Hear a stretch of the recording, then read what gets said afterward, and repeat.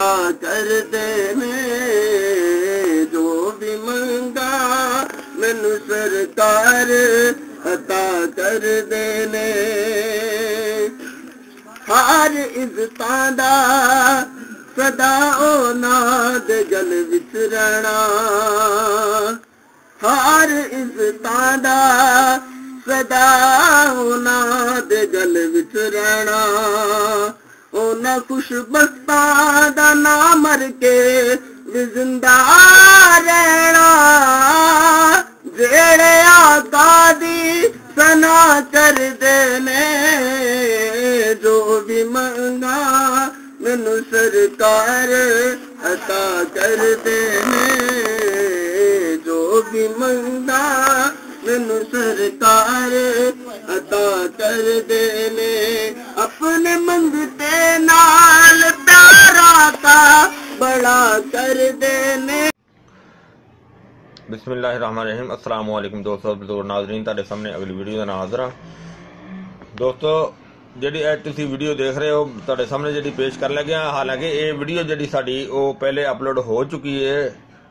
डंडा पट्टी ज़ाफ़रानी, डंडा पट्टी ज़ाफ़रानी के नाम से ये अपलोड हो चुकी है।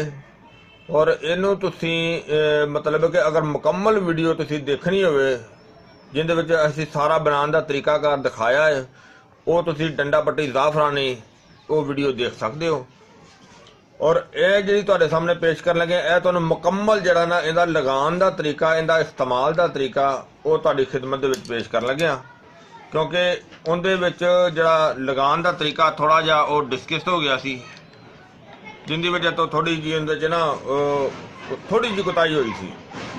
तो वो मैं सोचा कि मैं तुहानूं अगली वीडियो दे विच जिहड़ा ना वो मुकम्मल तौर पर जिहड़ा ना वो आगाह कर दियां कि इनका तरीकाकार इस्तेमाल का जिहड़ा वो इस तरीके दे नाल है।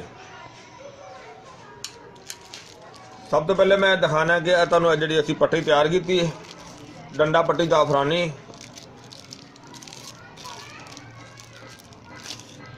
हालांकि साडे दोवें चैनल जिहड़ा ना हर्बल जिंदगी और देसी पंसार टीवी दोनों दे विच अपलोड हो चुकी है। और यह पट्टी का जिहड़ा तरीकाकार सब तो पहले की करना है कि फर्ज किया एक है साड़ी जिसामत है, ठीक है। और ये जिसामत नूं इस तरीके दे नाल पट्टी जिहड़ी है वो इस्तेमाल करनी है, लगानी है कि यह हिस्सा जिहड़ा फ्रंट वाला है सिर्फ ये छड्डना है। और सब तो पहले जिहड़ा पट्टी का तरीकाकार तुहानूं मैं वो दसना कि पट्टी नूं जिहड़ा असीं रोगन कतान है पट्टी नूं किसी प्याली दे विच रख लेना है। प्याली दे विच या किसी छोटी डब्बी दे विच रख के ते यह रोगन कतान उहदे उत्ते पा देना है। जिस तरह के फर्ज किया इत्थे रख लीए या इनू फोल्ड करके भी रख सकते जे। यह रोगन कतान जिहड़ा ये इहदे उत्ते पा के उन्होंने कम अज कम 24 घंटे वास्ते रख देना है। 24 घंटे तो बाद यह पट्टी नूं पकड़ना है, इस तरह करके लटका देना है। कोई 5 मिनट जी ना इस तरह कट के लटका के रखनी है। यानी कि जदों तुसीं पट्टी नूं इस तरह लटकाना है उन्नी देर तक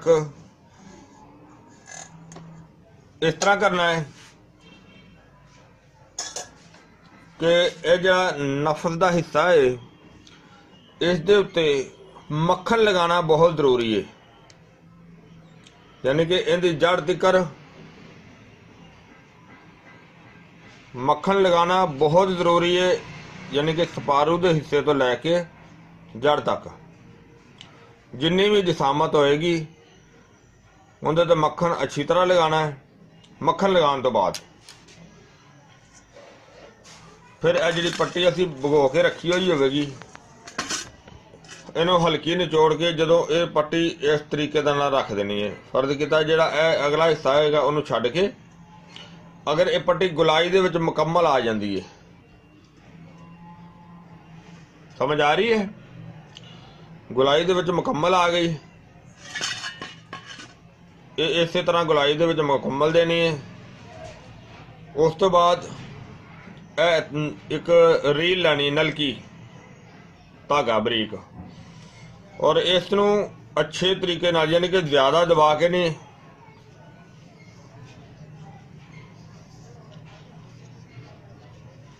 इस इन्ना को उत्ते दे देना है कि जरा ये उतरे नहीं, बल्कि उतरेगी नहीं क्योंकि अगे एक स्पारू का हिस्सा है तो पिछे ने किधर उतरना है, नहीं उतरेगी।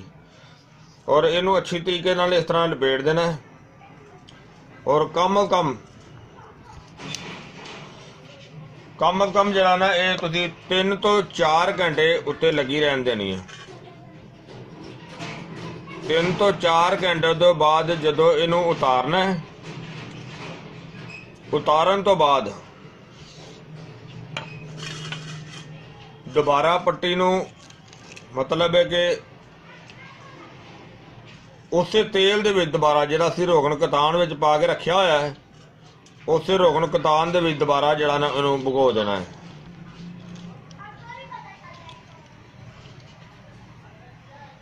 यानी कि जिवें होवेगी इस तरह ही इनू फोल्ड करके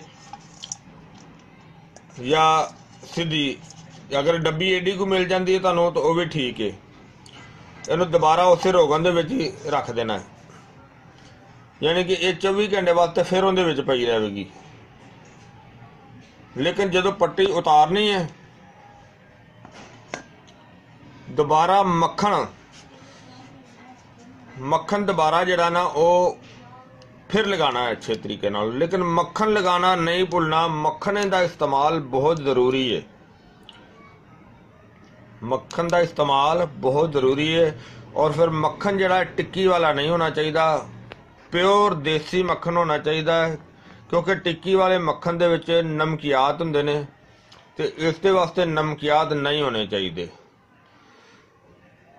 ठीक है ना, समझ आ रही मेरी गल दी। दूसरे दिन दोबारा जदों 24 घंटे का टाइम हो जाएगा दोबारा पट्टी लगाने का टाइम होएगा तो पट्टी नूं दोबारा इस तरीके नाल जिवें पहले निचोड़िया उस तरीके नाल निचोड़ देना, दोबारा निचोड़ के दोबारा उस तरीके नाल फिर रख देनी है और उस तरीके दे नाल ही धागा जिहड़ा ना वो दोबारा जिहड़ा ना वो बन देना है। लेकिन मक्खन जिहड़ा ना वो हर दफा लगाना है। दूसरी दफा भी जदों पट्टी रखनी है पहले मक्खन लगाना है।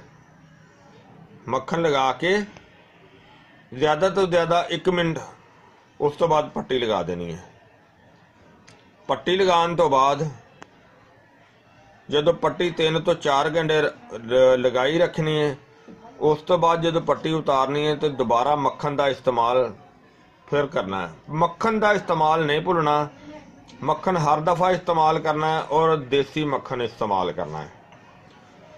और इस तरीके नाल ये पट्टी का इस्तेमाल जिहड़ा है वो असीं इन्नी को मेहनत नाल बनाई है ये पट्टी ते इहदा इस्तेमाल जिहड़ा 5 बल्कि 6 तो 7 दिन तुसीं मुसलसल इस पट्टी नूं इस्तेमाल कर सकते हो। और अगर 1 तो 2 पट्टियां का कोर्स भी काम करेगा, लेकिन ज़्यादा तो ज़्यादा 3 पट्टियां का इहदा कोर्स है और बहुत ही आला तो बड़ी ही अच्छी तो बड़ी ही जबरदस्त इनकी इन्नी को तारीफ है कि जिन्नी भी तारीफ की जाए कम है। फिर इनका एक सब तो वड्डा बेनीफिट ये वे कि इहदे नाल छाले नहीं बनगे, ना ही छाला बनेगा, ना ही कोई जख्म बनेगा, ना ही कोई दाने निकलणगे। इहदे नाल ये चीज़ नहीं होएगी। तो फायदे इहदे जिहड़े ने वो इन्ने होणगे कि नफ्स दे टेढ़ेपन नूं भी ठीक करेगी, कमजोरी नूं भी बहुत ही बेहतर करेगी, सुस्ती नूं बिल्कुल खत्म करेगी। जरा दौराने मुबाशरत सुस्त हो जाता है उसनूं बहुत ही बेहतर जबरदस्त फायदा देगी। और इस दे नाल 100% है कि अगर 3 पट्टियां नूं मुकम्मल तौर पर इस्तेमाल किया जाए तो इनकी कम अज कम 1 इंच का इजाफा भी मुमकिन है। और इन्नी को कमाल दी ये पट्टी है। मैं इस वजह तो हुण ज़्यादा तफसील नाल सिर्फ इस वजह तो तुहाडी खिदमत दे विच वीडियो पेश की है कि ये तफसील इस वजह तो ज़्यादा उहदे विच नहीं की गई ਜਿਹੜੀ ਕਿ ਡੰਡਾ ਪੱਟੀ ਜ਼ਾਫਰਾਨੀ ਵੀਡੀਓ ਜਿਹੜੀ ਵਿੱਚ ਪਹਿਲੇ ਰੱਖੀ ਗਈ ਉਹਦੇ ਤੇ ਇਹ ਤਫਸੀਲ ਦੇ ਨਾਲ ਨਹੀਂ ਸਮਝਾਇਆ ਗਿਆ, ਤੇ ਮੈਂ ਇਹੀ ਸੋਚਿਆ ਕਿ ਇਹਦੇ ਜੇ ਤੁਹਾਨੂੰ ਅੱਛੀ ਤਰ੍ਹਾਂ ਤਫਸੀਲ ਨਾਲ ਦੋਸਤਾਂ ਨੂੰ ਸਮਝਾਣਾ ਜ਼ਿਆਦਾ ਬਿਹਤਰ ਹੈ। ਔਰ ਇਹ ਪੱਟੀ ਜਿਹੜੀ ਹੈ ਉਹ ਜਦੋਂ 6 ਤੋਂ 7 ਦਿਨ ਇਸਤੇਮਾਲ ਕਰਨ ਤੋਂ ਬਾਅਦ ਫਿਰ ਤੁਸੀਂ ਮੁਸਲਸਲ ਦੂਸਰੀ ਪੱਟੀ ਲੈ ਕੇ ਉਹ ਵੀ ਇਸਤੇਮਾਲ ਕਰ ਸਕਦੇ ਜੇ। ਪਰ ਇਸੇ ਤਰ੍ਹਾਂ ਹੀ ਫਿਰ ਤੀਸਰੀ ਪੱਟੀ ਨੂੰ ਵੀ ਇਸਤੇਮਾਲ ਕੀਤਾ ਜਾ ਸਕਦਾ ਹੈ, ਯਾਨੀ ਕਿ 6 ਦਿਨ ਦਾ ਇਸਤੇਮਾਲ ਜਿਹੜਾ ਨਾ ਉਹ ਹਰ ਇੱਕ ਦਾ ਕਰਨਾ ਜ਼ਿਆਦਾ ਜ਼ਰੂਰੀ ਹੈ। ਔਰ ਇਹਦੇ ਫਾਇਦੇ ਵੀ ਤੁਸੀਂ ਜਿਹੜਾ ਕਿ ਸੁਣੇ ਨੇ ਕਿ ਬਹੁਤ ਹੀ ਆਲਾ ਕਿਸਮ ਦੇ ਤੇ ਬੜੇ ਹੀ ਜ਼ਿਆਦਾ, ਔਰ ਇਹਦਾ ਫਿਰ ਜ਼ਿਆਦਾ ਤਕਲੀਫ ਦੇ ਵੀ ਨਹੀਂ ਹੈ। ਨਹੀਂ ਤੇ ਜ਼ਿਆਦਾ ਹੋਰ ਸਾਡੀ ਵੀ ਇੱਕ ਜ਼ਾਲਮ ਪੱਟੀ ਹੈਗੀ ਹੈ, ਲੇਕਿਨ ਉਹਦੇ ਨਾਲ ਤੇ ਤਕਲੀਫ ਵੀ ਹੁੰਦੀ ਹੈ, ਲੇਕਿਨ ਇਹਦੇ ਨਾਲ ਮਾਸ਼ਾਅੱਲਾ ਕੋਈ ਤਕਲੀਫ ਨਹੀਂ ਹੋਏਗੀ। ਫਾਇਦੇ ਕਮਾਲ ਦੇ ਨੇ, ਬਹੁਤ ਹੀ ਆਲਾ, ਬਹੁਤ ਹੀ ਜ਼ਬਰਦਸਤ, ਯਾਨੀ ਕਿ ਜਿੰਨੀ ਤਾਰੀਫ ਕੀਤੀ ਜਾਵੇ ਥੋੜੀ ਹੈ। ਔਰ ਮੈਂ ਇਹ ਵੀ ਉਮੀਦ ਕਰਨਾ ਇਹ ਮੇਰੇ ਦੋਸਤਾਂ ਭਰਾਵਾਂ ਨੂੰ ਇਹ ਵੀਡੀਓ ਅੱਛੀ ਲੱਗੀ ਹੋ ਜਾਵੇਗੀ।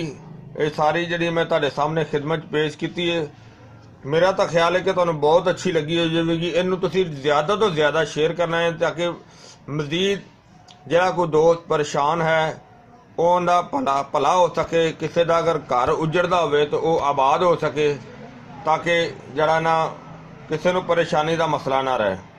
ਤੇ ਇਹਨੂੰ ਲਾਈਕ ਕਰਿਓ, ਸ਼ੇਅਰ ਕਰਿਓ, ਸਬਸਕ੍ਰਾਈਬ ਕਰਨਾ ਬਿਲਕੁਲ ਨਹੀਂ ਭੁੱਲਣਾ। इंशाल्लाह अगली वीडियो नाल फिर मिलांगे। इजाज़त, अल्लाह हाफिज़, अस्सलामु अलैकुम वरहमतुल्लाहि वबरकातुहू।